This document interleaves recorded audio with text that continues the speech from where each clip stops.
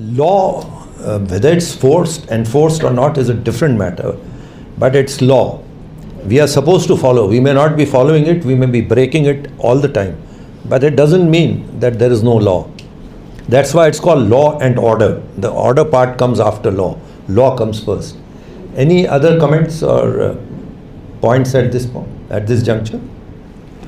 You are Pirzada Mehboob ul Haq. Just for your information, I have been to Kashmir so far 13 times in my life. I was Tourism Secretary, Government of India for 27 months, 2010-2012. And at that time, I made 6 visits to Kashmir. And that's the time we were able to revive tourism in a big way. I forget the figures now.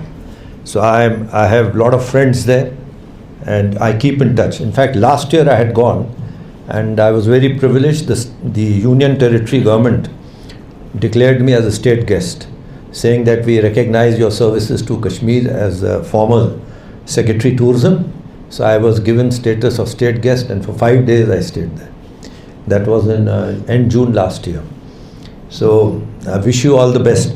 And those of you who are interested in the civil services, like you said, preparing for UPSC, and you have mentioned MS IAS Academy here.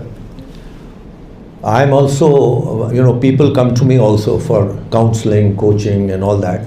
And for 4 years, I served as adjunct professor in Aligarh Muslim University in the Residential Coaching Academy. This is 2018 to 2022. And at that time, I had an opportunity to interact with a lot of, I call them aspirants. And a number of them were from Kashmir. And out of those, one gentleman by the name of Shabbir, whom I had coached, he's today an IS officer. In fact, 7 persons whom I coached during my stay, they are in the Foreign Service, Administrative Service, Police Service, 2 in the IPS, 1 in the Judicial Service of Uttar Pradesh, and 1 or 2 in the IRS. So, Khan Sahab, I think I had mentioned to you, I am launching shortly Right Step Forward, which RSF, Learning and Development. RSF stands for Right Step Forward. I am launching a website, and the idea is that if people want to get in touch with me, they can get in touch with me online.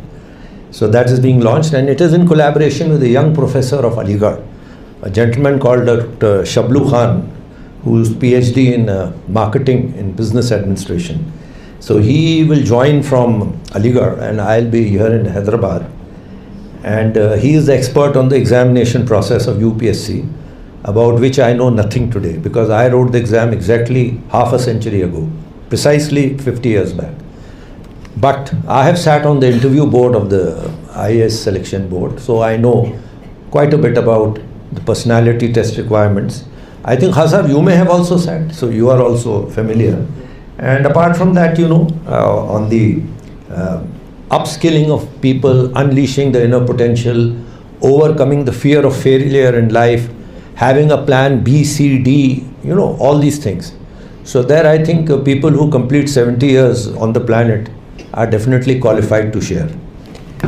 Now, we go to the next part, and that is about, I'll talk about a concept, two concepts. One is called vision, mission, and I will write it on the board for convenience, which is linked to what I have said so far. And then I'll shift to another concept, which is called the ISR pyramid.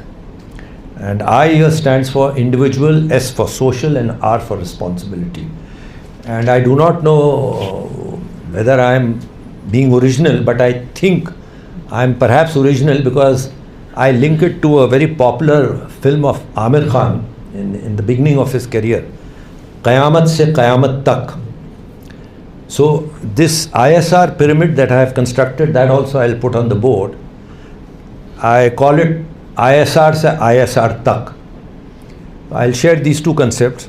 They are in a way a summary of what I have said so far, and then I'll go to the current technological scenario, especially things like neurosciences, techno-oligarchy, quantum physics, which are all linked to artificial intelligence, data centers, and something with which 99.99% of humanity is totally either willfully or otherwise ignorant, and that is called sixth mass extinction of the planet, which is now actively on, started roughly according to current scientific evidence some 30 years back.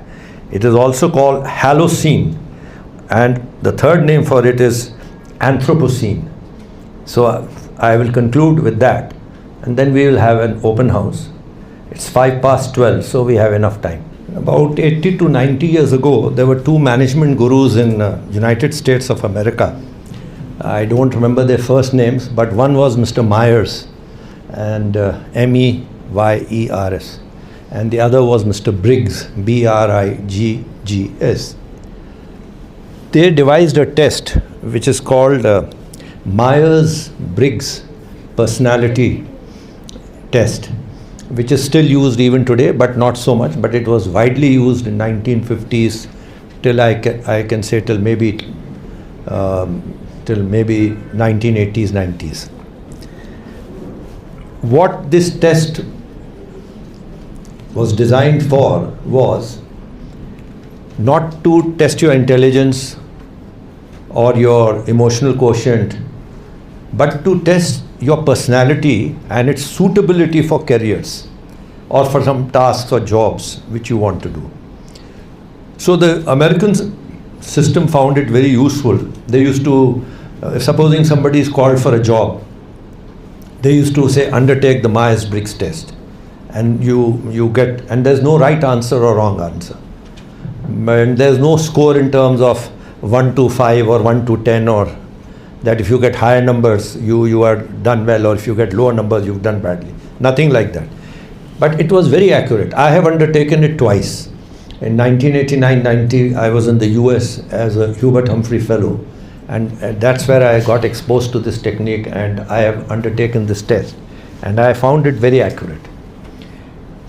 I'm mentioning this, you can have a look at it in the search engines, and if you wish you can take that test. I think they charge some fee, I'm not sure about that, but they may be charging it. I don't think it's free in the public domain. This will help you to understand what I said in the beginning. Where are you, who are you, where would you like to be, etc. To understand yourself. What is the meaning of life for you, and what are the things you are looking for in life. So that's one. The second thing is, I personally have linked it up to what I call the vision mission matrix, or you can say framework. So on the left side you see these 6 words: vision, mission, structure, execution, monitoring and evaluation. And on the right side you see sort of 6 questions: what, why, how, when, where, which, etc. And then I've drawn a line, and that is a different thing. The ISR is the second part of what I'm sharing. I'll stick to the first part. Now let's go back to logotherapy, to Socrates, and to Lord Gautam Buddha. What is the vision we have? All of us have some dreams, some vision, some aspirations. Somebody wants to be a medical doctor, somebody wants to be an animal doctor or a veterinary doctor as they are called. Somebody wants to be walking in the skies, a space person. Somebody wants to be a teacher, an academician. And somebody like my friend Mehboob wants to be a civil servant. So the vision is the big part. Now once you are having some clarity on your vision, then only you come to mission. If you directly talk of mission without talking of vision, then you are, if you are asked to count logically or sequentially from 1 to 10, so you start counting 1, 8, 4, 2, 6, 10. So it is something like that. Whereas if you go systematically, you will go 1, 2, 3. So vision is the big picture. It depends on so many things: your situation, the constraints, your pluses, your minuses, your financial status, etc., etc. That determines your vision. Then we come to mission. Now mission is not singular, it's actually plural. Missions means so many submissions. But here we are talking in the context of your mission being spelt out, concretized in terms of your vision. So let's take Mehboob's example. His vision is he wants to be a civil servant, let's say like I was.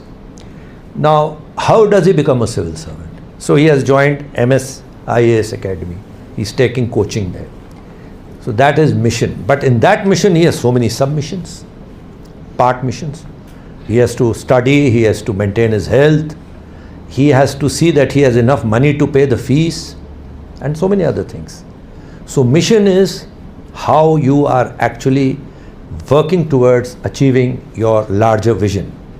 Then we come to structure. Now structure, the simplest example I always give is, if I remove these two mics and I cannot speak loud enough, you will not be able to hear me. This hall is small, but if it's a big hall. So we need structure. So for paper and pen for writing, a board like this with some markers for writing and so on. So that is the structure. You cannot do anything in an abstract way. Even if you want to fly like a bird, you will have to flap your hands. It's another thing, you will fall to the ground. So structure. Then we come to execution. This is the best part. Most of us are daydreamers. We know what we want. We have our mission also. And we somehow get some structure. But when it comes to execution, we are lacking in the most important thing in execution, discipline.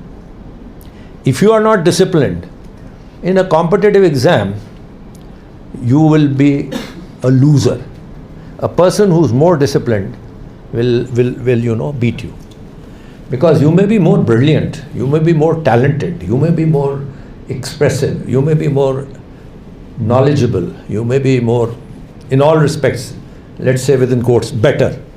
But you are still a loser because you are indisciplined. And the person who does not have those qualities which you have, he or she is disciplined and works according to his or her limitations.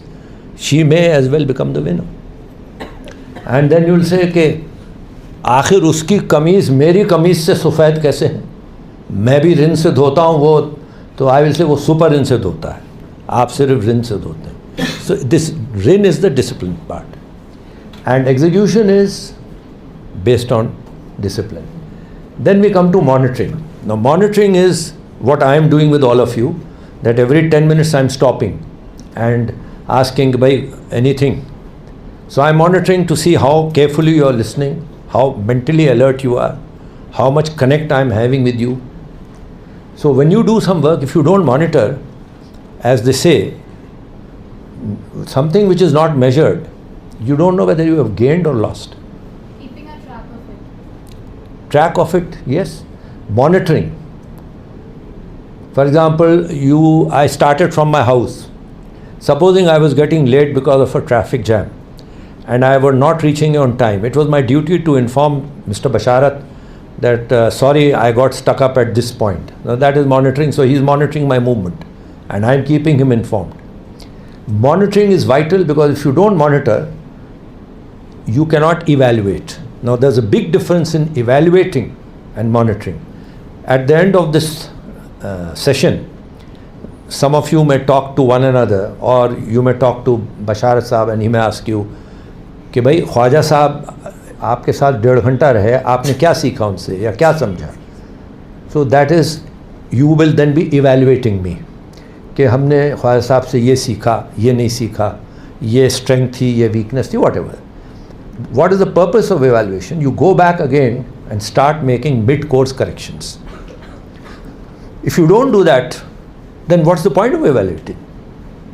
It's not some question paper, where you are getting marks. You are evaluating your life, your efforts. So this is the vision mission structure. I learned this for the first time in my life in 1989. By that time I had already been in the IAS for 13 years. And ever since then till today, I use it and I find it the best management tool for personal life as well as for my professional life. So I will now come to the questions and link them up to the matrix. Why do we ask what first and not why or how? Why should we say what? What? Kya? In Hindi we will say kya. In Telugu we will say emiti. See, what? And then we use fuzzy logic. We don't say what once. We go on repeating what as many times. And the thoughts which come to us, we keep jotting them down. So we put a subheading what. Obviously, when you are saying what, there must be some issue. You are not saying what in the air. There must be some issue. So that will help you in understanding what is the problem. बात करनी मुझे ऐसी मुश्किल तो न थी. This is a couplet of Bahadur Shah Zafar, the last Mughal emperor.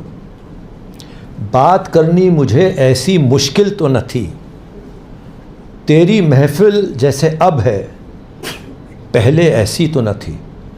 What went wrong with the महफिल? क्या हुआ? It was the last Mughal king. If you think deeply and reflect on this simple couplet, this is what.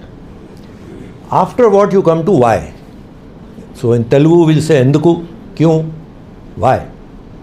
अगर आपने why से start किया तो आपने subject किया प्रॉब्लम को तो डिफाइन ही नहीं किया. पहले you have to define the issue और the problem. What is the issue, what is problem. आपने कहा why this is happening. First you should know what are you talking about. आप क्या बात कर रहे हैं. Then the question comes to why. Then again you follow the same fuzzy logic. Why ఎందుకు కారణం ఏమిటి, ఎలా జరిగింది, ఎందుకు జరిగింది. Then you come to structure, you come to how. That is the solution part. अब आपने प्रॉब्लम को डिफाइन कर लिया, प्रॉब्लम को समझ लिया, what is the problem, why the problem is there, then you look at the solutions. Atla, Telugulo, atla, samadhanam emundi. Samadhanam emundi. What is the solution? How? So then you start charting out your path, how to resolve the problem or problems. The rest of the three words are only for measurement. When, eppudu, kab. So you can't leave it open-ended. Tab, jab, appudu, chustanandi. No, eppudu, kab. You have to be clear. Where, ekkada. Vijayawada. Vijayawada kaadu, Vizag. Hare, Vizag or Vijayawada. So you have to be clear where. And then which of course is generally if you're talking about whom are you talking about, who is the person, which place, sir, that's not important. That's only measurement. So when, where, which, you can add 2-3 other words. It doesn't matter. The crucial words are what, why and how. So let's have responses from the audience and questions and how you feel about this.